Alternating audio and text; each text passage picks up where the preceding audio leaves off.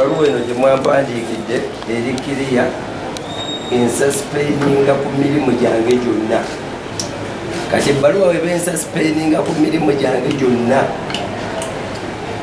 era ng'eraga obuwaayiro bwonna obwankwatiddwa buli mu constitution, ate nga nze kyentegeeza abantu nti constitution teriiwo, waliwo bbago oba ogenda kunvuga mu kintu kirala.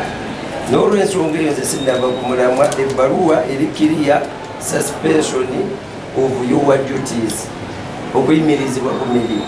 Saagalamu bingi ne mmanya nti akawaayo 81 kankutte, 83 ne gankwata B, ne 84A nako ne gankwata.